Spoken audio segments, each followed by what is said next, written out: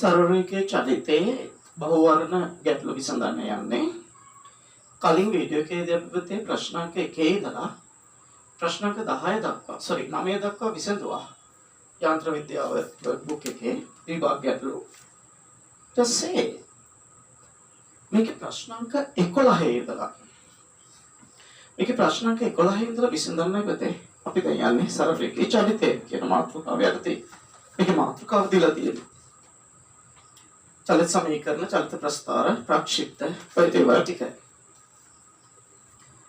प्रश्नांक 10 කියනවා සමාන්තර මාර්ග දෙකක් මත එකම දිශාවට ගමන් කරනවලු A සහ B නම් දුම්රිය දෙකක්. මේක A දුම්රිය කියලා ගත්තොත් මේක B දුම්රිය කියලා ගත්තොත් සමාන්තර මාර්ග දෙකක එකම දිශාවට ප්‍රවේග පැයට කිලෝමීටර් වලින් කාලයේ ස්පෑය සමග ප්‍රස්ථාරය දීලා තියෙනලු ගමන ආරම්භයේදී A දුම්රිය B දුම්රියට වඩා කිලෝමීටර් 10ක් ඉදිරියේ සිටී.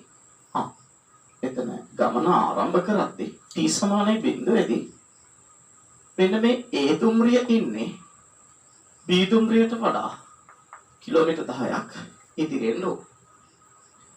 අපිට කියනවා t සමානයි පැය 0.5 වූ විට B දුම්රිය A දුම්රිය පසු කරයි. අපේ මේ උත්තර පහේ අහන්නේ B දුම්රිය A දුම්රිය පසු කරන මොහොතනේ. ඉතින් B දුම්රිය A දුම්රිය පසු කරන මොහොතේදී දෙදෙනාගේ විස්ථාපන සමාන වෙන්න ඕනේ. ඉතින් දෙදෙනාගේ විස්ථාපන සමාන වෙන්න නම්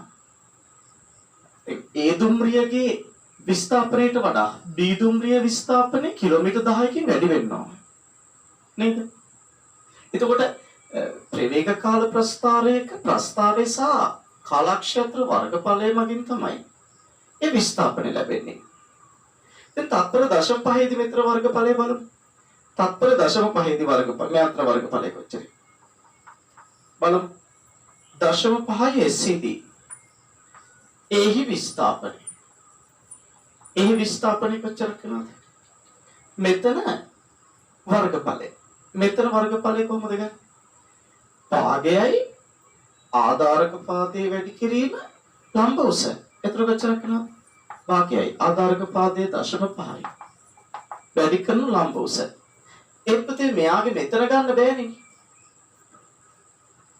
මෙතන ගන්න බෑ. ඒ නිසා මේ 0.5 නෙවෙයි වෙන්නේ නැති. එක බලමු.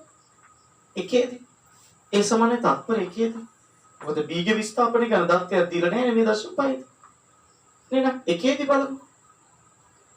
මෙතන විස්ථාපනය වෙන්නේ ත්‍රිපිසීම භාගයයි ආධාරක පාද දෙක එකතුව. මෙතන 1යි. මෙතන 0.5 කියන්නේ 1.5. වැඩි කිරීම ලම්බෝස කියලා කියනකොට 20යි. එතන කොච්චරක් වෙනවද? එතන වෙනවා මීටර් 15යි. ඒකේ විස්ථාපනය වෙන්නේ මීටර් 15යි. එතකොට මේ 1යි තත්පරෙහිදී. එතකොට මෙතෙන්දී ගන්න B ගේ විස්ථාපනය බලන්න. तर මේ කොටස පුතේ ත්‍රිකෝණය. රේනේ භාගයේ වාරයක්. ආධාරක පාදයේ 1යි. ලම්බ උස වෙන්නේ මෙතන 10යි. එතන කොච්චරද පුතේ? 5 මීටර. බලන්න. ඔය t සමානයි පැය එකේදී A ගේ විස්ථාපනයට වඩා B ගේ විස්ථාපනය 10කින් වැඩි.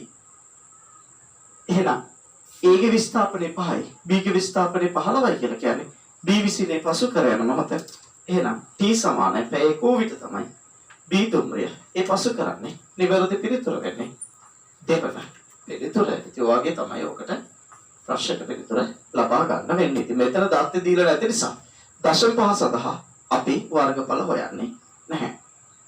හරි නේද? right. වීඩියෝ නතර කරලා ප්‍රශ්නාංක 1ට අදාළ විවරණේ 10ට අදාළ විවරණේ සටහන් කරගන්න. ප්‍රශ්නාංක 11 වෙනි ප්‍රශ්නේ. කරත්තයක් ඍජු තිරස් මාර්ගයක පැයට කිලෝමීටර් 30ක නියත වේගයකින් චලනය වේ. එමු යහන්න එපා සර්. කරත්තයක්කට පැයට කිලෝමීටර් 30ක වේගයෙන් යන්න පුළුවන්ද කියලා. ඉතින් පැයට කිලෝමීටර් 30ක් කියන්නේ අති විශාල වේගයක්. ලොකු වේගයක්. ඒක කරත්තයක් කියලා මේක විභාග ප්‍රශ්නයක්. ඉතින් කරත්තයක් කියලා දෙලා තියෙන ඉතින් අපරාධ එහෙම නැතුව වෙන මෝටර රථයක් වගේ දුන්නා නම් හොඳයි. ලස්සනයි මේක. බලන්නකෝ. මෙච්චර වේගයෙන් චලනය වෙනවලු. චලනය වන කරත්තයේ සිට ප්‍රක්ෂිප්තයක් මුදා හැරිය යුත්තේ. ප්‍රක්ෂිප්තයක් කියන්නේ මෙහෙම ආනත විසි කරනවා. කරත්තේ මීටර 90ක් ගමන් කළ පසුව එය කරත්තේ තුළට නැවත පැමිණෙන ලෙස ප්‍රක්ෂිප්තයේ කුමන වේගයකින්, ඒ කියන්නේ කරත්තයට සාපේක්ෂව කුමන වේගයකින් කුමන කෝණයකින් මුදා හැරිය යුතුද කියලා. ඔටක දැන් පුතේ කරත්තේ යනෝනේ පුතේ 30 ms ශ්‍රේණියක වේගය. නේ? මෙයා 30 ms ශ්‍රේණියක වේගය යනවා. මෙතන ප්‍රක්ෂිප්තයක් මුදා හැරියට පස්සේ මෙයා මීටර කීයක් ගියාම අපිට කියන්න මීටර 90ක් ගියාම. මෙයා මීටර 90ක් ගියා මේ ප්‍රක්ෂිප්තය. මෙන්න මෙහෙම විසි කරන ප්‍රක්ෂිප්තය මෙතෙන්ට මෙන්න ඕන. කරත්තයට වැටෙන්න ඕන. නේ? හොඳට බලන්න. මීටර 90ක් කියන තත්පර කීයද? මේ පැත්තට s සමාන ut දැම්මොත්. තත්පරයට මීටර 30යි නම් එක තත්පරයකට මීටර 30යි නම් තත්පර 90ක් යන ගත වෙන්නේ තත්පර 3යි. තත්පර 3කදී තමයි පුතේ මෙතෙන්ට එනවා. හරි. දැන් බලන්න පුතේ මෙයා මෙන්න මෙහෙම ප්‍රක්ෂේපණය කරොත් මෙයාට සාපේක්ෂව මෙයාට ප්‍රවේගය කවුද? කොහොමත් කරත්තයේ මේ පැත්තට 30 වේගයෙන් යනකොට කරත්තයේ ඇතුලේ තියෙන ඕනම වස්තුවකට එම ප්‍රවේගය තියෙනවානේ. කරත්තයේ මේ පැත්තට 30 ms ශ්‍රේණික වේගයෙන් යනකොට පුතේ කරත්තයේ ඇතුලේ තියෙන ඕනම වස්තුවකටත් මේ පැත්තට අනිවාර්යෙන්ම ඔය 30 ms ශ්‍රේණික ප්‍රවේගය තියෙනවා. අනිවාර්යයෙන්ම තියෙනවා. ඒතකොට මේ පැත්තට මෙහෙම කිසියම් කෝණයකින් ආනත ප්‍රක්ෂේප කරොත් කරත්තයට සාපේක්ෂව මෙයාට තිරස් වේගයක් තියෙනවනේ. එහෙනම් කවදාවත් මෙයාට ගිහිල්ලා කරත්තයට වැටෙන්න පුළුවන්ද? බැහැනේ. ඒ කරත්තයට සාපේක්ෂව මෙයාට තිරස් වේගයක් තියෙනවා නම් කරත්තේ නිශ්චලයි කියලා හිතුවොත් මෙයාට තිරස් වේගයක් තිබුණොත් කරත්තයට සාපේක්ෂව මෙයා තිරසට යනවානේ. එහෙනම් හැමතිස්සෙම මෙයා වැටෙන්නේ කරත්තෙට ඉදිරියේ. එහෙනම් එයා විසි කරන කරත්තයටම වැටෙන්න නම් එයා හරියටම විසි කරන්න ඕන සිරස්ව ඉහළට. එතකොට මෙයා සිරස් ඉහළට විසි කරත් මෙයා මෙහෙම ගිහිල්ලා මෙතෙන්ට වැටෙනවා.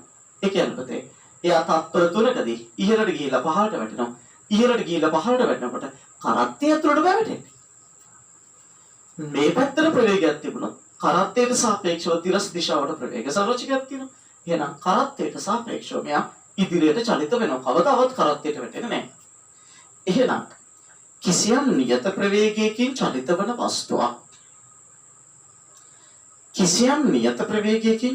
වස්තුවක් පුතේ කිසියම් නියත ප්‍රවේගයකින් චලිත වන වස්තුවක් නැත්නම් චලිත වන රථයක ඉඳලා වස්තුවක් විසි කරොත් එයාටම වැටෙන්න නම් හරියටම සිරස් වේගයට විසි කරන්න. හැබැයි මෙහෙම දෙයක් තියෙනවා. ත්වරණයකින් චලිත වන අතරතුර කිසියම් වේගයකදී ඉහළට නැතුව ආනත විසි කරොත් රථයේ ත්වරණය වුණොත් මෙයා ත්වරණය වුණොත් මෙයා මෙතෙන්ට යනකොට මෙයා මේ ආනත විසි කළ මෙතෙන්ට වැටෙන්න පුළුවන්. එහෙම විසි කරන්න පුළුවන්. එහෙනම් ඒකට රථයේ ත්වරණය වෙනවා. එතකොට රථයේ ත්වරණය වෙන්නේ එහෙනම් මෙයා මෙහෙම ගිහිල්ලා මෙතෙන්ට වැටෙනවා. මොකද ඔන්න දැන් ප්‍රක්ෂිප්තය ඔය විදිහ එකක්. තිරස් ප්‍රවේගය 30යි. සිරස් ප්‍රවේගය u. එහෙනම් මේක තත්පර 3කදී ඔක වෙන්න ඉහළට දාන්න පුළුවන් s සමානයි ut ධන භාගයයි at වර්ග. දැන් කෝණය නම් දන්නවා ප්‍රක්ෂේපණය කළ යුතු වේගය. ප්‍රක්ෂේපණය කළ යුතු වේගය කියන්නේ කරත්තයට සාපේක්ෂව අංශක 90 ප්‍රක්ෂේපණය කරන්න ඕනේ. මේ කරත්තේ චලන දිශාවට සාපේක්ෂව අංශක 90 ප්‍රක්ෂේපණය කරන්න ඕනේ. ඒතර ප්‍රක්ෂේපණ වේගය හොයාගන්න. ඉහළට ගිහලා මෙතෙන්ට වෙනකොට සඵල සිරස් විස්ථාපන බිඳුව ඉහළට නේද? ඉහළ දාලා මෙතෙන්ට සඵල සිරස් විස්ථාපන බිඳුවයි. u කියන්නේ u. කාලේ t. කාලේ තත්පර 3යි. අපි දාන්නේ ඉහළට. ත්වරණයේ තියෙන 5ක් නිසා ඍණ. භාගයේ වාරයක්. ත්වරණයේ 10 වාරයක්. t වර්ග. එතකොට පුතේ ඔක සුළු කරලා u කියගේ ගන්න. t කියන මෙතන 3යිනේ. 3 වර්ග. අර නේද? එක තුනක් කැපෙනවා. 30 බෙදීම 2 කියන්නේ 15යි. මේ එක තුනක් කැපෙනවා. එතන 30 බෙදීම 2 කියලා කියන්නේ 15යි. 15යි ms ඍණ 1යි. එතකොට ප්‍රක්ෂේප කළ යුතු වේගය වෙන්නේ 15යි ms ඍණ 1. කෝණය වෙන්නේ අංශක 90යි 15යි 90යි කියන නිවැරදි පිළිතුර වෙන්නේ පුතේ. තුන්වන පිළිතුරයි නිවැරදි පිළිතුර වෙන්නේ. හරි. ඔක සටහන් කරගන්න මම සිංහලෙන් විවරණයක් දෙන්නම්. වීඩියෝ එක නතර කරලා සටහන් කරගන්න මම විවරණයක් දෙන්නම්. ලියා ගන්න මෙහෙම. කරත්තය 30 ms ශ්‍රේණියක ඒකාකාර වේගයෙන් චලිත වන අතරතුර බෝලය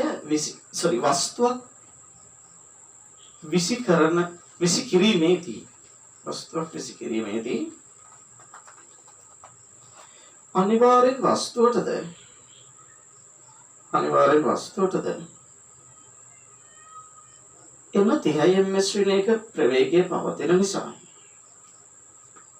එම 30 ms ශ්‍රේණියක ප්‍රවේගය පවතින නිසා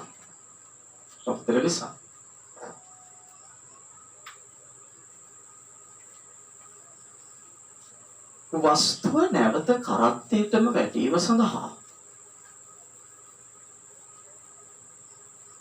කරත්තයට සාපේක්ෂව වස්තුවේ තිරස් ප්‍රවේගය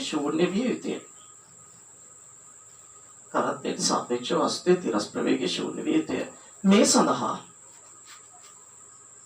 වස්තුව සිරස්ව ඉහළට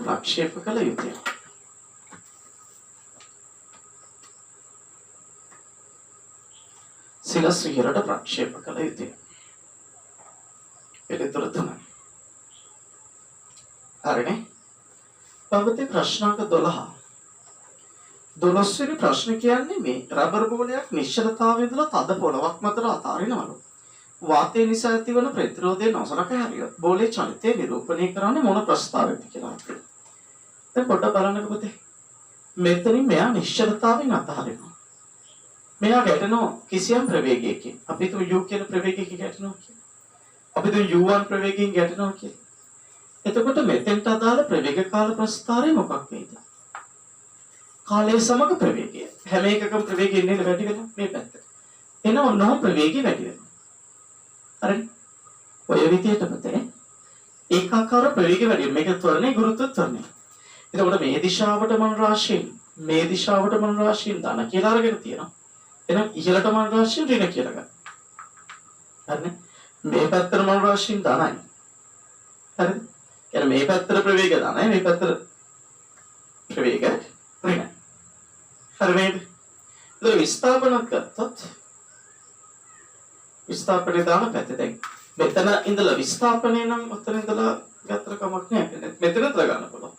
විස්ථාපන නම් මේ පැත්තට ධනයි මේ පැත්තට නැත්නම් මෙතන ඉඳලා ගත්ත ප්‍රශ්නයක් නෑ. හරි. ඒක ප්‍රශ්නයක් නෑ. ප්‍රවේග කාල ප්‍රස්තාර ගමු. මේ පැත්තට ගත්තට පස්සේ ප්‍රවේගය ඔය විදිහට ඒකාකාරව වැඩි වෙනවා. හරිනේ. මෙතන ගැටෙන වේගය පුතේ u1. මට කියන්න මෙයා පොළා පයින්න වේගය u1ද නැත්නම් ඊට වඩා අඩුයිද? මේ u2 u1ට වඩා අඩුයිද වැඩිද? මෙයා පහළට වැටෙනවා. u1ට වඩා u2 වැඩිද අඩුයිද? පැහැදිලිවම අඩුයි. දැන් මේ ගැටුම පූර්ණ ප්‍රත්‍යස්ත ගැටුමක් වුණා නම් මෙතන ප්‍රවේගයයි සමානයි. නේ? මම එතකොට තව ප්‍රස්ථාරයක් හඳින්නම් මෙන්න මෙහෙම. ගැටුම පූර්ණ ප්‍රත්‍යස්ත වුණා නම් ඔය ප්‍රවේග කාල ප්‍රස්ථාරය. පූර්ණ ප්‍රත්‍යස්ත ගැටුමකදී චාලක ශක්තිය හානියක් වෙන්නේ නැහැ නේ පුතේ. ගැටුමක් පූර්ණ ප්‍රත්‍යස්තයි නම් චාලක ශක්තිය හානියක් වෙන්නේ නැහැ. එහෙනම් ගැටෙන ප්‍රවේගයෙන් මෙයා බොලාපයින්නවා. එතකොට මෙහෙම එනවනම් මෙතන ප්‍රවේගයේ u1 නම් පොළාපයින් වේගයේ u1යි. එතකොට පොළාපයින් වේගයේ ඍණ පැත්තේ තියෙන. ඇයි ඍණ පැත්තේ වෙන්නේ? මේ පැත්තට ප්‍රවේගය ධනයි නේ මේ පැත්තට ප්‍රවේගය ඍණයි. ඒ ඉහළට යන්නේ පුතේ. ඉහළට යන්නේ ප්‍රවේගයෙන් එන්න අඩු වෙනවා. එතකොට මෙයාමගිනුත් එකම ත්වරණයෙන් නිරූපණය වෙන්නේ ගුරුත්වජ ත්වරණය. එතකොට මෙයා වර්ගඵලයයි මේ වර්ගඵලය සමානයි. හැබැයි පුතේ දැන් මෙතන පොළාපයින් වේගය u2 වගේ අනිවාර්යෙන් අඩුයි. මේක එක ප්‍රස්ථාරය මේක මම ගන්නම් දෙක ප්‍රස්ථාරය. මේ අඳින්නේ ගැටුම පූර්ණ ප්‍රත්‍යස්ත වුණා නම් මේ අනුක්‍රමණ සමාන වෙන්නත් ඕන ත්වරණ සමාන නිසා වර්ගඵල සමාන වෙන්නත් ඕන. හැබැයි මෙතන මේ වේගය u2 අඩුයි පුතේ සාමාන්‍ය ගැටුමකට. එහෙනම් මෙයා ඉහළ නගින උපරිම උසක් අනිවාර්යයෙන්ම කලින්ට වඩා අඩුයි. එහෙනම් අඩු වේගය ඇවිල්ලා මෙන්න මේ වගේ එකක් තමයි එන්නේ. මෙතර වර්ගඵලයට වඩා මෙතර වර්ගඵලය අඩුයි ගමන් කරන අඩු නිසා. මේ උසට වඩා මේ උස අඩුයි. හැබැයි පැහැදිලිවම මේ අනුක්‍රමණ සමාන වෙනවා. මොකද මෙහෙට යන්නේ ගුරුත්ව ත්වරණේ. ඉහළට යන්නේ ත්වරණේ. ත්වරණය සමානයි. එහෙනම් බෑවුම් සමානයි. එතකොට මෙයා මේ පැත්තට යන්නේ. ආයත් ප්‍රවේගය වැඩි වෙනවා. එතකොට මේක අඩු වෙනවා. ආයත් මෙහෙම ඇවිල්ලා. කොහොමද? ඔන්න ඔය විදියට අඩු වෙමින් තමයි ගමන් කරන්නේ. හැබැයි අනුක්‍රමණ සමාන වෙන්න ඕන. එහෙම ගත්තොත් නිවැරදි පිළිතුර වෙන්නේ දෙවන පිළිතුර. දැන් මේක ගත්තොත් මේකේ මේ මට්ටම වෙනසක් වෙන්නේ නැහැ. හරි. මෙහෙම ගත්තොත් මේ අනුක්‍රමණ මේ උසවල වෙනසක් වෙන්නේ නැහැ. මෙතන අඩු වෙනවා. මේ පූර්ණ ප්‍රත්‍යස්ත නොවන ගැටුමක් සඳහා දෙවන ප්‍රස්තාරය ඇඳලා තියෙන්නේ. පූර්ණ ප්‍රත්‍යස්ත ගැටුමක් සඳහා මොකද දැන් මේ ප්‍රශ්නේ අහලා සාමාන්‍ය ගැටුමක් සඳහා ගත්තොත් පූර්ණ ප්‍රත්‍යස්ත ගැටුමක් සඳහා හිතන කෙනෙකුත් මේකේ පැහැදිලි. මේක ඕනනම් තව ටිකක් දිගට ප්‍රස්තාරයක් දෙන්නත් පුළුවන්. මෙතන ඉඳලා ආයෙත් අර අනුක්‍රමණයම සහිතව ඔය විදියට තමයි එන්නේ. පූර්ණ ප්‍රත්‍යස්ත ගැටුමකදී මේ අනුක්‍රමණ සමානයි. පොඩ්ඩක් විදිහට අතර කළ මේ රූපයන්දී ඊට විදිහට අතර කළ මේ දෙකන්දී මේ අනුක්‍රමණ සමානයි. හොඳේ බෑවුම් සමානයි. මෙතෙන්දී බෑවුම් සමාන මේ උසට වඩා මේ උස අඩුයි. ඊට වඩා මේ උස අඩුයි. ඊට වඩා මේ උස අඩුයි. මෙතන මේ උසයි සමානයි. මේ උසයි සමානයි. මේ අනුක්‍රමණ නැත්තම් බෑවුම් සමාන වන පරිදිපතේ අඳින්න ඕනේ. හරිනේ. විදිහට අත්තල කොටි කඳක. ලියන්න මෙහෙම. යන්න.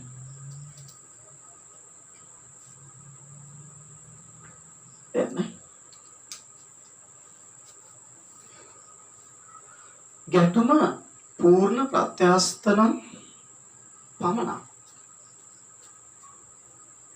ගැටෙන වේගයෙන්ම පොළාපනින්. නමුත් සත්‍ය වශයෙන්ම පොළාපයින වේගය අඩු නිසා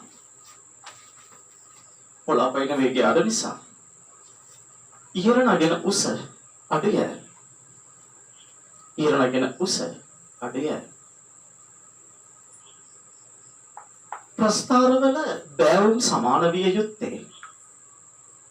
ප්‍රස්ථාරවල බෑවුම් සමාන විය යුත්තේ.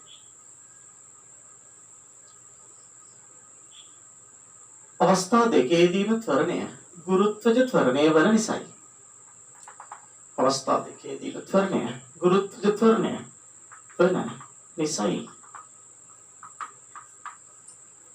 එක ප්‍රස්ථාරයෙන් සාමාන්‍ය ගැටුමක් නිරූපණය කරන අතර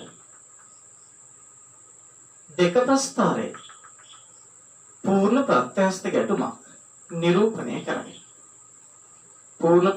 ගැටුමක් නිරූපණය කරයි. පිළිතුර දෙකයි. හරි. බලන්න පුතේ ප්‍රශ්න අංක 13. බලන්න. u නියත වේගයෙන් ගමන් කරන x කියන දුම්රියක් t සමාන බිඳුවේදී දුම්රිය ස්ථානය පසු කරනවා. එතකොට මේකනේ පුතේ x. ඒතකොට t සමාන බිඳුවේදී u ප්‍රවේගයෙන් දුම්රිය ස්ථානය පසු කරනවා. එතකොට ඒකාකාර වේගයෙන් මේක දක්වලා තියෙනවා.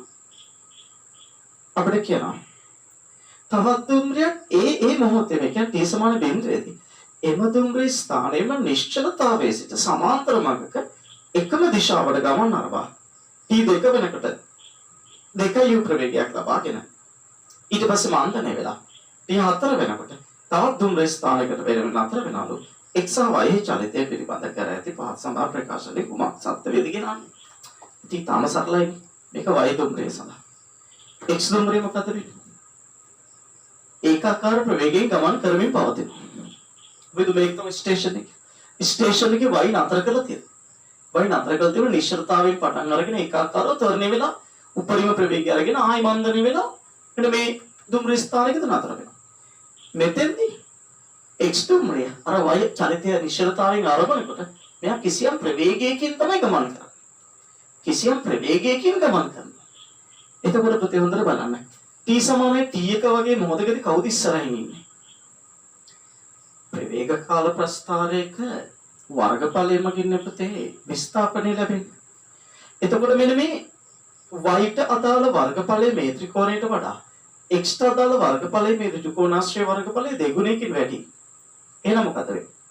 x ගේ දුරට වඩා y ගමන් කරපු දුරට වඩා x ගමන් කරපු දුර දෙගුණයකින් වැඩි. මෙන්න මේ වගේ තැනකදී ඔබට පැහැදිලිව පේනවා මෙන්න මේ වර්ගඵලයයි සමානයි. මෙතන u මෙතන දෙකයි u. මෙතන u මෙතන දෙකයි u. එහෙනම් මේ කාලයට වඩා මේ කාලයේ දෙගුණයකින් වැඩි. මොකද අනුක්‍රමණ සමානයි. මොකද මෙතන කෝණය ඇල්පා නම් මෙතන කෝණයත් ඇල්පා. එහෙම වෙන්න නම් මේ උසයි සමාන නිසා මේ දුරයි සමාන වෙන්න ඕන. නේ? ඒ කියන්නේ මේ කාලාන්තරයේ t නම් මේ කාලාන්තරයේ t. මේ කෝණයත් ඇල්පා. මේ කෝණයත් ඇල්පා. නේද? කෝණ සමානයි. ඉතින් කෝණ සමානකොට මේ උසයි සමාන නිසා මේ දුරයි සමානයි. මේක t. මේ කෝණය මේ දුරත් මොකද වෙන්නේ පුතේ? සිම්පල් t ම තමයි. එහෙනම් මෙන්න මේ වර්ගඵලයයි මේ වර්ගඵලයයි සමානයි. එහෙනම් t සමානයි t දෙකේදී විස්ථාපන සමානයි. මුලින් කවුද යන්නේ? මුලින් යන්නේ x. පිටිපස්සෙන් එන y. පිටිපස්සෙන් y ඇවිල්ලා විස්ථාපන සමාන වෙනවා. කියන්නේ y විසින් x පසු කරනවා. එහෙනම් පළමු වරට y විසින් x පසු කරන් t දෙකේ. දැන් y යන්නේ ඉදිරියෙන් මේ වගේ තැනක් ගත්තොත් y ට අදාළ වර්ගඵලය වැඩි. x ට අදාළ වර්ගඵලය අඩුයි. මොකද මේ වර්ගඵලයයි සමානයි. දැන් y ට අදාළ මුළු වර්ගඵලය ගන්න මේක එකතු කරනවා. x ට අදාළ මුළු වර්ගඵලය ගන්න මේක එකතු කරනවා. y ට අදාළ මුළු වර්ගඵලය ගන්න මේ වර්ගඵලය එකතු කරනවා. එහෙනම් මෙන්න මේ කොටසදී මේ x ට අදාළ වර්ගඵලයට වඩා y ට අදාළ වර්ගඵලය වැඩි. මේ t සමානයි t තුනේදී. එහෙනම් දැන් x ට කලින් y ඉන්නේ. මෙතන ආයෙත් දෙන්නගේ වර්ගඵල සමාන වෙලා විස්ථාපන සමාන වෙනවා. එහෙනම් t එකේදී y ට කලින් x t දෙකේදී y විසින් x පසු කරනවා. t තුනේදී y ඉස්සරහින් යනවා x පිටිපස්සේ යනවා. t හතරේදී මේක t හතර. t හතරේදී මොකද වෙන්නේ? t හතරේදී x ඉස්සරහින් x පිටිපස්සෙන් ඇවිල්ලා y පසු කරනවා. ඒක දෙන්නගේ විස්ථාපන සමාන. එහෙනම් y විසින් x පසු කරන t දෙකේදී x විසින් y පසු කරන්නේ ආයෙත් t හතරයි. අපි බලමු අහලා තියෙන ප්‍රශ්නේ මොකක්ද කියලා.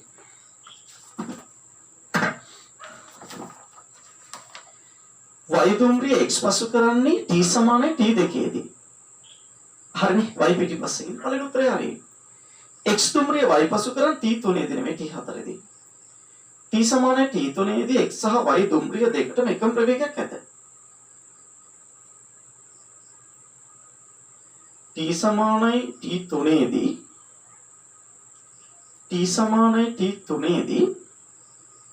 x සහ y දුම්රිය දෙකටම එකම ප්‍රවේගයක් ඇත. ඉතින් හරිනේ.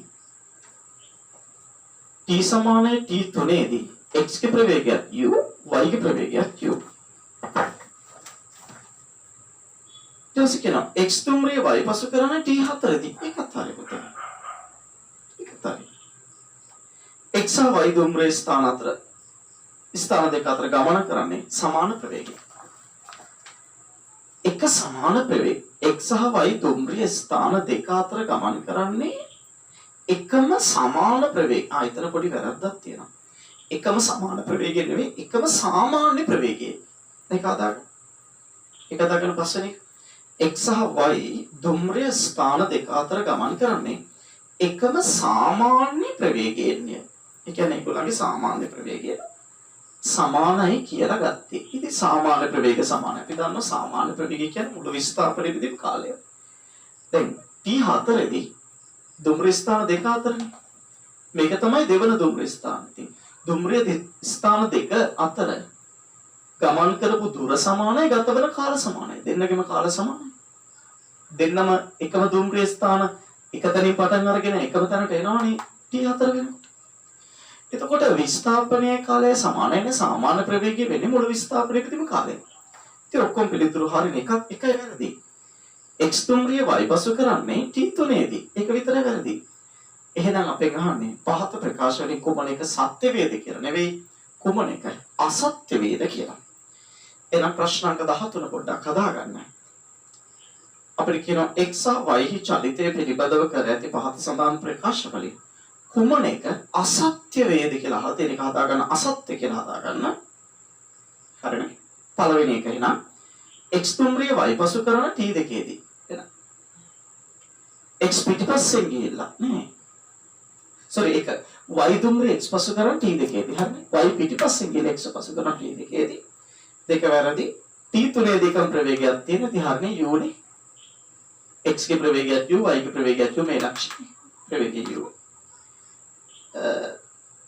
ඊට පස්සේ කියනවා x දුම්රිය y පසු කරන t 4දී මේ x දුම්රිය විසින් y පසු කරන t සමාන t 4දී x y දුම්රිය ස්ථාන දෙක අතර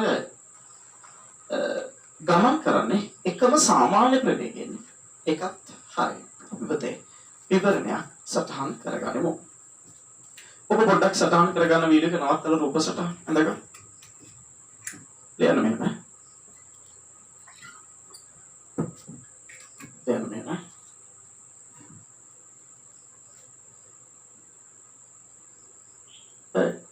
t සමානයි t එකේදී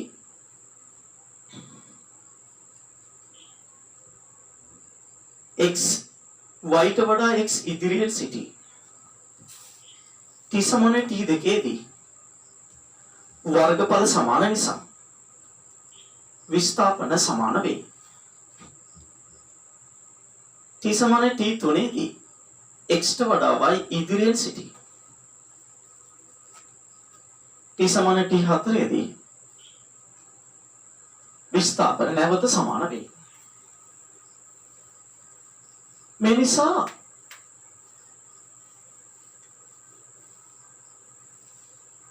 මුලින් y ට වඩා x ඉදිරියෙන් සිටින අතර t තුනේදී x විසින් y පසු කරයි නෑ මුලින් x ඉදිරියෙන් සිටින අතර t දෙකේදී y විසින් x පසු කරයි දැන් y ඉදිරියෙන් සිටින අතර t හතරේදී x විසින් y පසු කරයි x විසින් y පසු කරයි x විසින් y පසු කරයි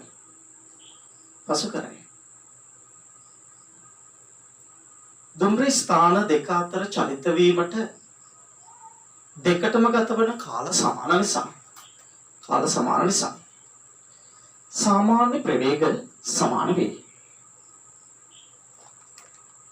අසත්‍ය පිළිතුර දෙකයි.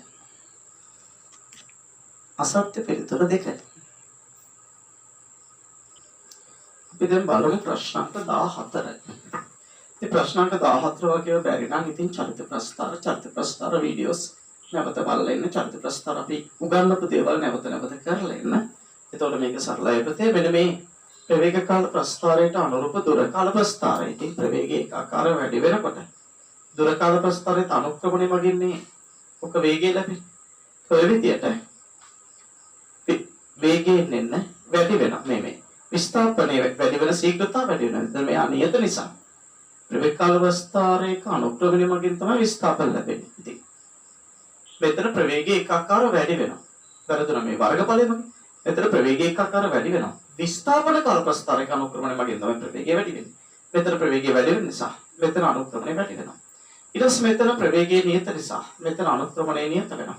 මෙතන ප්‍රවේගය අඩු නිසා අනුක්‍රමණය විදියට අඩු වෙනවා. අඩු වෙලා බිඳුව වෙනවා. ඉතින් ඕකට අදාළ පිළිතුර වෙන්නේ 4 වෙන පිළිතුර. ඔක ඇඳ ගන්න. ඔවා ඉතින් පට් එක ගහ. මම ඔබට කියලා දෙලා තියෙන 15 වෙනි ප්‍රශ්නෙට තාම ලස්සන ප්‍රශ්නයක්. මෙන්න මේක සුමට තිරස් පොළවක්ලු නියත වේගයෙන් චලිත වෙන ගෝලයක්. මෙන්න මේ වගේ සුමට ආනත තලයක් ඔස්සේ B ලක්ෂ්‍ය දක්වා යෙල්ල ගිහිල්ලා ඒ මාර්ගය ඔස්සේම ආපහු එනවලු. බෝලයේ ප්‍රවේගයේ තිරස් සංරචකයේ කාලය සමග විචලනය වන අයුරු හොඳට නිරූපණය වන්නේ. හරි. පොඩ්ඩක් දැන් ප්‍රවේගයේ තිරස් සංරචකය මම ගන්න මේක A ලක්ෂ්‍ය මේක C ලක්ෂ්‍ය මේක B ලක්ෂ්‍ය කියලා. තිරස් සංරචකය කාලයේ t සමග ප්‍රවේගය. දැන් හොඳට බලන්න A සිට C දක්වා ප්‍රවේගය මොකද්ද? ප්‍රවේගය නියතයි. මෙතන A මෙතන C. මෙතනින් පස්සේ මොකක්ද වෙන්නේ? මම මෙන්න මේ ඇඳලා තියෙන්නේ සුමට ආනත තලයේ ඔස්සේ මෙයා චලිත වෙනකොට මෙයා මත ක්‍රියාත්මක වන බල. සුමටයි නම් ඝර්ෂණ බල ක්‍රියාත්මක වෙන්නේ නැහැ නේද? නේද? තලයේ සුමටයි නම් පුතේ ඝර්ෂණ බල ක්‍රියාත්මක වෙන්නේ නැහැ. ඉතින් මේ සුමට ආනත තලයක් මේ සුමට ආනත තලය ඔස්සේ ගමන් කරනකොට ඒක සුමට ආනත තලයක්.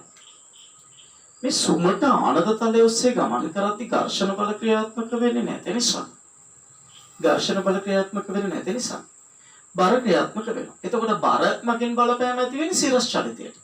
ඒතර ඉහළට යන්නේ ඒකාකාර මන්දනිය.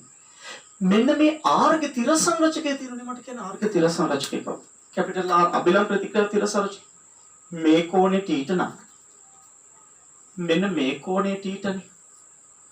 එහෙනම් මේ කෝණේ කවුද? අනුවරින් θ. ඔයාලට ඒක තේරෙන්නේ. ඒ මෙයා θ නම් මෙයා θ ඒකාන්තර කෝණ. මේක අබිලම් ප්‍රතික්‍රියාව මේක අංශක අණුව නිසා මෙතන θ නම් මෙයා අනුවර θ. මේවා වැඩක් නැහැ. ඉතින් ඇත්තටම මෙන්න මේ පැත්තට බලයක් තියෙනවා කවුද පුතේ? මේ බෝලයේ චලිතයට එරෙහිව මේ පැත්තට බලයක් තියෙනවා r cos අනුවරින් θ. r cos අනුවරින් θ. cos අනුවරින් θ කියන්නේ sin θ. ඒතර r සීට බලය r sin θ බලයක් මේ පැත්තට තියෙනවා. ඉතින් මේ පැත්තට නියත බලයක් තියෙනවා. මේ පැත්තට නියත ත්වරණයක් තියෙනවා. මේ පැත්තට නියත ත්වරණයක් තියෙනවා. කියන්නේ අර පැත්තට නියත මන්දනයක් තියෙනවා. එහෙනම් තිරස් ප්‍රවේග සංරචකය ඒකාකාර මන්දනයක් නිසා අඩු වෙනවා. එහෙනම් චලිත දිශාවට තියෙන්නේ ඒකාකාර මන්දනයක්. මොකද මේ පැත්තට ඒකාකාර ත්වරණයක් තියෙනවා. චලිත දිශාවට තියෙන ඒකාකාර මන්දනයක්. ඒකාකාර මන්දනයක් නම් ප්‍රවේගය ඒකාකාරව අඩු වෙනවා. අඩු වෙලා මෙතනදී බිඳුව වෙනවා. ආයෙ මේ පැත්තට යනකොට ආයෙ මේ පැත්තට ත්වරණය වෙනවා. ඇයි r sin θ බලයක් මේ පැත්තනේ තියෙන්නේ.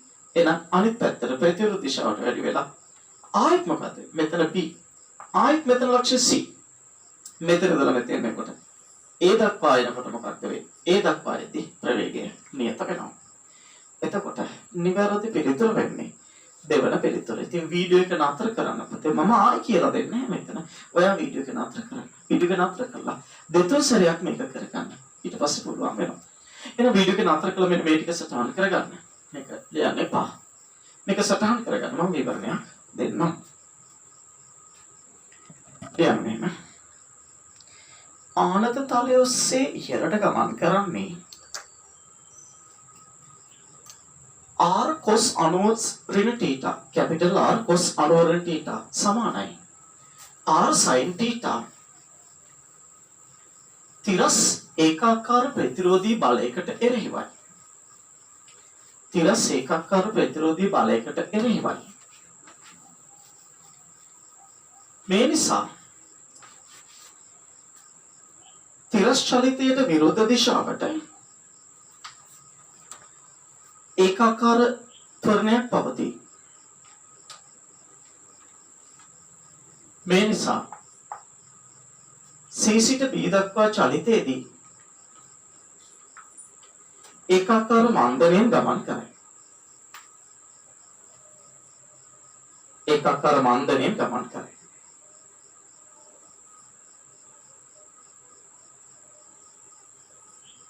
ඒකාකාර මන්දනයෙන් ගමන් කරයි.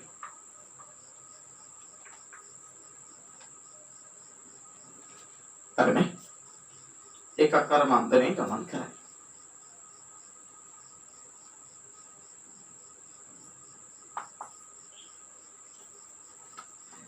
right. යතිපතේ. අර පිළිතුර දාගත්තා නම් හරි. බලන්න ප්‍රශ්න අංක 16. පිළිතුර කීයද? පිළිතුර අංක 2. ප්‍රශ්න අංක 16. මෙතන කියන මගීන්ගෙන් පිරිච්ච මේ P සහ Q කියන පෞද්ගලික බස් රථ දෙකක්. ප්‍රයිවට් බස් දෙකක්. ප්‍රවේග කාල ප්‍රස්ථාරය දීලා තියෙනවා OABD මෙතන OABD මගින් P බස්සේ VT වක්‍රය දෙන්න. OABD මගින් P බස් රථයේ ප්‍රවේග කාල වක්‍රය දීලා තියෙනවා. OACD මගින් Q බස් රථයේ ප්‍රවේග කාල ප්‍රස්ථාරය නිරූපණය කරලා තියෙනවා. පහත දැක්වෙන ප්‍රකාශ සලකා බලන්න. A P බස්සේ මන්දනය Q බස්සේ මන්දනයට වඩා වැඩිය. P බස්සේ මන්දනය මේකනේ. Q බස්සේ මන්දනය මේකනේ. ඉතින් පැහැදිලි මන්දනය ලැබෙන අනුක්‍රමණය මේ අනුක්‍රමණයේ විශාලත්වයට වඩා මේ අනුක්‍රමණයේ විශාලත්වය අඩුයිනේ. මේ බලන්න. මේ බෑවුමට වඩා මේ බෑවුම වැඩියි. CD කොටසේ අනුක්‍රමණයට වඩා BD කොටසේ අනුක්‍රමණය වැඩි. එහෙනම් මේ කොටස තමයි මන්දනය වෙන්නේ. මේ කොටසේදී ත්වරණය වෙනවා. OA කොටසේදී Q රතේ ත්වරණය වෙනවා. OB කොටසේදී P රතේ ත්වරණය වෙනවා. AC කොටසේදී Q රතේ ඒකාකාර වේගය. CD කොටසේදී Q රතය මන්දනය වෙන ප්‍රවේගය අඩු වෙනවා. AB කොටසේදී P රතේ ත්වරණය වෙනවා. BD කොටසේදී P රතය මන්දනය වෙනවා. P බසයේ මන්දනය Q බසයේ මන්දනයට වඩා වැඩි. හරිනේ. මෙයාට වඩා මෙයාගේ අනුක්‍රමණය වැඩි නිසා මන්දනය වැඩි. ඒ හරි. P බස් රථ දෙකම මෙම ගමනේදී එක සමාන දුර ප්‍රමාණයක් ගමන් කර ඇත. පට්ටපල් බොරු දුර ලැබෙන වර්ගඵල එන්නේ. ඉතින් OACD වර්ගඵලයට වඩා OBD වර්ගඵලය වැඩි කියන්නේ. B රථය ගමන් කරපු දුර වැඩි. ගමනේදී P බසයේ සිටගෙන යන මගීන්ට වඩා අපහසුතාවයක් Q බසයේ සිටගෙන යන මගීන්ට දැනේ. පුතේ ඇත්තම ත්වරණය වෙනකොට සහ මන්දනය වෙනකොට තමයි මගීන්ට අපහසුතාවය දැනෙන්නේ. ඒ ත්වරණය වෙනකොට බස් එකේ ඉන්න කෙනාට ත්වරණයේ දිශාවට බලයක් තියෙනවා. ඒ සඳහා ෂීට් එකට හරි තිරපලා ඒ අදාළ බලය වැඩිපුර ලබා ගන්න. මන්දනය වෙනකොට චල දිශාවට විරුද්ධව බලයක් තියෙනවා. නැත්තම් තමයි ඉස්සරහට විසිකලා යන්නේ. ඒතර මේක ෂීට් එකෙන් අල්ලගෙන හරි ඉස්සර ෂීට් එකෙන් අල්ලගෙන හරි පිටගෙන අල්ලගෙන හරි ඒ බලය පිටිපස්සට ලබා ගන්න. ත්වරණය හෝ මන්දනය වෙනකොට තමයි අපහසුතාවයක් දැනෙන්නේ. අපහසුතාවය වැඩි වෙන්නේ ත්වරණය හෝ මන්දනය වැඩි නම් මගින්ට දැනෙන අපහසුතාවය වැඩි. එහෙනම් දෙන්නගේම ත්වරණ සමානයි. ත්වරණය වෙන කාලය තුල OA සහ OB ගේ අනුක්‍රම සමාන නිසා ත්වරණ සමානයි. ත්වරණය වෙන කාලය තුල අපහසුතාවය සමානයි. හැබැයි මෙන්න මේ කොටසේ බෑවුමට වඩා මේ කොටසේ බෑවුම වැඩි නිසා මන්දනය වෙනකොට මෙයාට වඩා මේ රටේ P රටේ ඉන්න කට්ටියට වැඩි අපහසුතාවයක් දැනෙනවා. නම් ගමනේදී P බසයේ සිටගෙන යන මගීන්ට වඩා අපහසුතාවයක් Q බසයේ සිටගෙන යන මගීන්ට දැනි වැරදි. C වැරදි. B වැරදි. ඒ හරි. එහෙනම් 16ට උත්තරේ ඒ පමණක් සත්‍ය වේ. ඒකට විවරණේ ලියා ගන්න. රත දෙකම නැත්නම් P රතය AB කොටසේදී ත්වරණය වන අතර BC කොටසේදී මන්දනය වේ. Q රතය OA කොටසේදී ත්වරණයකින්ද AC කොටසේදී ඒකාකාර වේගයෙන්ද CD කොටසේදී ඒකාකාර මන්දනයකින්ද ගමන් කරයි. මන්දනයකින්ද ගමන් කරයි.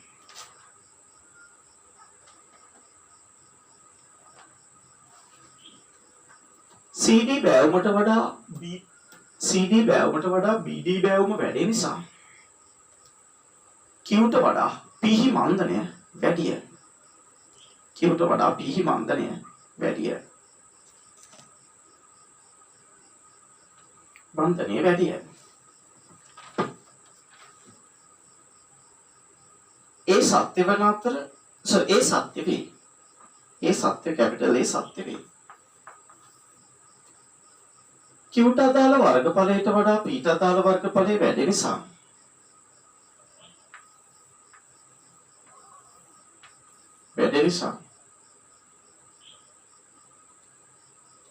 හරිනේ වැඩි නිසා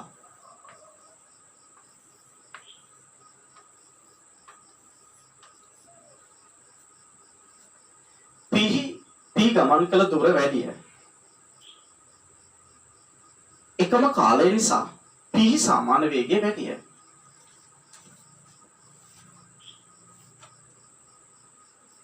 ත්වරණය හෝ මන්දනය වන විට මගීන්ට අපහසුතාවයක් දැනෙන අතර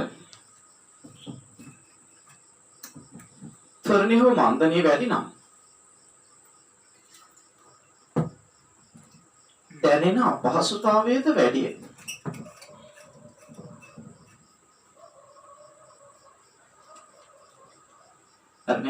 දැනෙන අපහසුතාවය වැඩිය.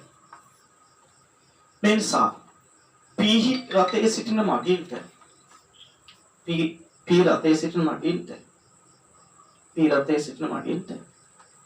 මන්දනය වන අවස්ථාවේදී වැඩි අපහසුතාවයක් දැනේ. සිය අසත්‍ය වේ. පිළිතුර 1. බලන්න පුතේ ප්‍රශ්න අංක 17. මෝටර රථයක් සහ බස් රථයක් රතු සංඥාවක්. ඒ කියන්නේ කලර් ලයිට් වල රෙඩ් ලයිට් ළඟ නවත්තලා තියෙනවලු. මෝටර රථය බසයට මීටර් 100ක් පිටුපසින් නවත්තා ඇත.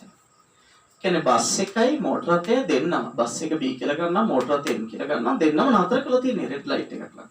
කලර් ලයිට් එකක්. එතකොට මෝටර රථයේ තියෙන බස් රථයට වඩා මීටර් 100ක් පිටුපසින්. සංඥාවේදී ග්‍රීන් ලයිට් උනාට පස්සේ කරන්නේ කොළ පැහැවූ විට මෝටර රථයේ 6 ms වෙන දෙක ත්වරණයකින්ද එම මොහොතේදී බස් රථයේ 4 ms වෙන දෙක ත්වරණයක චලිතය ආරම්භ කරනවා. එම මොහොතේදීම කියනකොට පුතේ දෙදෙනාම චලිතය ආරම්භ කරන්නේ එකම t සමාන බිඳුවේ. දෙදෙනාම පුතේ චලිතය ආරම්භ කරන්නේ එකම t සමාන බිඳුවේදී. එතකොට මෙයාගේ ත්වරණය 6 ms වෙන දෙක. මෙයාගේ ත්වරණය 4 ms වෙන දෙක. අපිට කියන්නේ මෝටර රථයේ බස්රිය පසු කිරීමට ගත වන කාලය. ඉතින් මෝටර රථයේ බස්රිය පසු කිරීමට ගත වන කාලය මේක. දෙදෙනාගේ එතකොට B ගේ විස්ථාපනයට වඩා A ගේ විස්ථාපනය මීටර් 100කින් වැඩි වෙනවා. නේ? ඒ කියන්නේ B ගේ නෙමෙයි මේ මෝටර රථයේ විස්ථාපනය සමාන වෙන්න ඕන. බස් එකේ විස්ථාපනය. ඒක මම SB කියලා ගන්නවා. SM කියන්නේ මෝටර රථයේ විස්ථාපනය. SB කියලා කියන්නේ බස්සේ විස්ථාපනය. ධන මීටර් 100ක් වෙන්න ඕනේ. ඉතින් විස්ථාපනය ගන්න පුළුවන් S සමාන UT ධන භාගය T වර්ග. දෙදෙනාගේ U බිඳුවයිනේ. ඉතින් මෙතන වෙන්නේ භාගයේ වාරයක් 10 වාරයක් එකම කාලේ T වර්ග 6 වාරයක් T වර්ග කාලෙදී අගත වෙන කාලය T වර්ග. ඒ සමානයි UT ධන භාගයේ T වර්ගනේ. මම මෙතන ලියන්නේ නැහැ. මෙයාට S සමානයි UT ධන භාගයේ T වර්ග ලිව්වොත් S සමානයි U බිඳුවයිනේ ධන භාගය වාරයක්. තොරනේ 10 නෙවෙයි තොරනේ 6යි. 6 වාරයක් T වර්ග. ඒක සමාන SP බිඳුව ධන භාගයේ වාරයක් 4 වාරයක් T වර්ග. ධන 100. ඉතින් ඔයාට කැමති නම් එන්ට කියලා ලියන්නේ S සමාන UT ධන භාගයේ T වර්ග දාලා SM ගන්න. B ට S සමාන UT ධන භාගයේ T වර්ග දාලා SB ගන්න. ඒතර SM සමාන SB ධන 100. මේ දුර ධන 100 කියලා දාලා මේක ගන්න ඉතින් මොන එච්චර විලෙච්ච වෙන්න එපා. එච්චර නොන්ඩි වෙන්න එපා.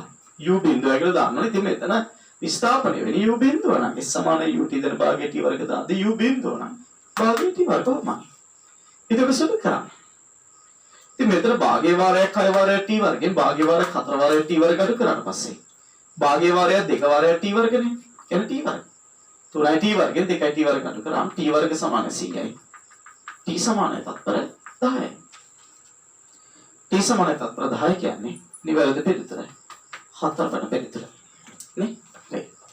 වීඩියෝ නතර කරන්න ඉතින් වීඩියෝ නතර කරලා ඔක සටහන් කරගන්න.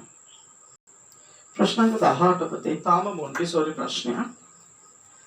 පෘථිවි පෘෂ්ඨයේ ඉඳලා සිරස ඉහළට වස්තුවක් 100 ms වේගයෙන් විසි කරාම නැවට පොළොවට පත් වෙන්න ගතවන කාලය. ඉතින් මෙහෙම ගිහිල්ලා මෙතෙන් එනකොට එකම දෙයයි ඉහළට දානවා. S සමානයි UT ධන. භාගයේ T වර්ග සඵල විස්ථාපනයේ බිඳුවයි. U 100 අපි දාන ඉහළට තොරන දින පහකට ඍණ භාගයේ වාරයක් 10 වාරයක් T වර්ග. ඉතින් මේව දාන්නේ නැත්නම් ගුරුත් සරල රේඛයේ චලිතයත් මම උගන්වපු ගුරුත්වයට තේ සිරස් චලිතය කොටස බලන්න. එතකොට බිඳුවට බිඳුවක් කැපෙනවා. T වර්ග මෙතන T නේ. එක T එකට එක T එකක් කැපෙනවා. බිඳුවට බිඳුවක් කැපෙනවා. එතන කොච්චර කාලයක් ගත වෙනවද? තත්පර 20යි. තත්පර 20යි කියන පිළිතුර. 4 වීඩියෝ එක නවත්තලා ඔක හදාගන්න 18. 19 බලන්න. අංශක චලිතය පිළිබඳව කර ඇති පහත සඳහන් ප්‍රකාශ සලක බලන්න. Capital A. අංශක ත්වරණයේ දිශාව වෙනස් නොකර එහි ප්‍රවේගය ප්‍රත්‍යවර්ත කළ නොහැකිය. මේ ත්වරණය වෙනස් කරන්න ඕනද චලිත දිශාව ප්‍රත්‍යවර්තක මේක බලන්න. මේ ඉස්සලා ගියේ උඩට දැන් යන්නේ යටට. ඉතින් ප්‍රවේග දිශා ප්‍රත්‍යවර්ත වෙලා. නේ ප්‍රත්‍යවර්ත වෙලා. පහළට තොරණයක් තියෙනවා නම් ඉහළට ප්‍රවේගයෙන් ගිහලා ප්‍රවේගය බිඳුව කරගෙන අනිත් පැත්තට යනවා. නේද? එහෙනම් ඒකාකාර මන්දණයකින් යනවා නම් ප්‍රවේගය බිඳුව කරගෙන අනිත් පැත්තට යනවා. සිරස් විලට යන වස්තුවක් පහළට නැවත වතාවක් යන ප්‍රත්‍යවර්ත වෙනවා. වට විවරණ අවශ්‍ය නැහැ. ඒ වැරදි. ඊට විශාල ආරම්භක ප්‍රවේගයක් සහිතව අංශුවක් සිරස්ස පහළට ප්‍රක්ෂේප කළ විට ඒ ත්වරණේ ගුරුත්ව ත්වරණය බවයි. කොච්චර ලොකු වේගෙන් ගියත් නිශ්චලතාවයෙන් අතහැරියත් කොහොම කරත් ඉහළට විසි කරා. මෙයාගේ ත්වරණය ගුරුත්වජ ත්වරණයම තමයි, වෙනසක් වෙන්නේ නැහැ. මේ වැරදි. අංශුක ත්වරණේ ශූන්‍ය නම් අනිවාර්යෙන් නිශ්චල ප්‍රගතිය යුතුයි. වැරදි. අංශුක ත්වරණේ බිඳුව නම් එක්ක නිශ්චලයි. නැත්නම් ඒකාකාර ප්‍රවේගය යනවා. ඒකාකාර ප්‍රවේගයෙන් කියන. ඒකාකාර ප්‍රවේගයෙන් කියන. ත්වරණේ ශූන්‍යයි. තුන වැරදි. ඒකට විවරණ අවශ්‍යද මන්දා? අවශ්‍ය නම් ලියන්න. සිරස්ව ඉහළට විසි කරන වස්තුවක් කැපිටල් A කියලා ලියගෙන කැපිටල් A. සිරස්ව ඉහළට විසි කරන වස්තුවක් ප්‍රවේගය ශූන්‍ය කරගෙන ප්‍රත්‍යවර්ත ප්‍රවේගය ශූන්‍ය කරගෙන දිශාව ප්‍රත්‍යවර්ත කරගනි.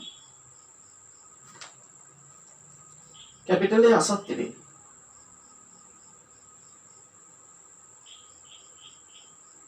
ඕනෑම ගුරුත්වය යටතේ සිරස් චලිතයකදී ත්වරණය ගුරුත්වජ ත්වරණයට සමාන වේ. B අසත්‍ය වේ. අංශුක ත්වරණය ශූන්‍ය නම් එක්කෝ එය නිශ්චලව පවතී. නැතොත් ඒකාකාර ප්‍රවේගයෙන් ගමන් කරයි. ඒකාකාර ප්‍රවේගයෙන් ගමන් කරයි. ඒකාකාර ප්‍රවේගයෙන් ගමන් කරයි. හරිනේ? පිළිතුර පහ සියල්ලම සත්‍ය වේ. මේ වීඩියෝ එකේ අවසාන ප්‍රශ්නයක් දවසේ අවසාන ප්‍රශ්න. පොළොවේ සිට මීටර 180ක් ඉහළින් තිරස්ස මෙච්චර වේගයකින් ගමන් කරන හෙලිකොප්ටරේ වස්තුවක් අතාරිනවා නම් වස්තුව පොළොවට ළඟා වීමට ගතවන කාලය. ඉතින් පුතේ මේවා බැරි නම් වහාම අපේ ප්‍රක්ෂිප්ත පාඩම් බලන්න. ප්‍රක්ෂිප්ත පාඩම් හරියට බැලුවට පස්සේ මේව හොඳට පුළුවන් වෙනවා. පුතේ ගුවන් යානේ මේ පැත්තට 45 ms ශ්‍රේණියක ඒකාකාර වේගයෙන් ගමන් කරනවා නම් එයාගේ නිදහස් කරන ඕනෑම වස්තුවකට තිරස් දිශාවට තියෙනවා 45 ms ශ්‍රේණියක ප්‍රවේගය. එයා නිදහස් කරාම මේක හරියට 180ක් උසින් 45 ms ශ්‍රේණියක වේගයේ වස්තුවක් තිරස් විසි කරා වගේ. ඉතින් මෙතන ප්‍රවේගය බිඳුවයි, මේ පැත්තට ප්‍රවේගය 45යි. ඉතින් මේ කාලය ගන්න පහළට දාන්න. අපි හන්නේ මොකක්ද? පොළවට ළඟා වීමට ගතවන කාලෙත් ඒ සමානයි. මේක මේ ප්‍රවේගය ඕනේ නැහැ අපිටනේ. ඒ සමානයි ut දාන්න.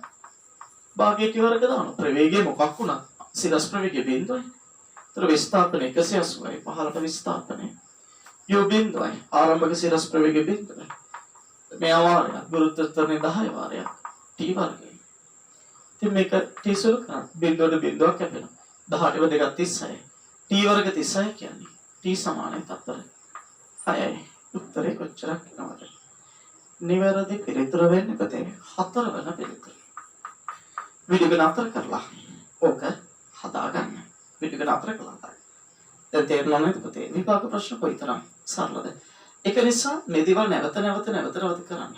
අපි එතකොට දැන් ක්‍රමානුකූලව පියවරෙන් පියවර තමයි මේක ගොඩනගා ගන්න. ක්‍රමානුකූලව පුතේ පියවරෙන් පියවර අපි ගොඩනගාගෙන යමු. රැන්ක් සඳහා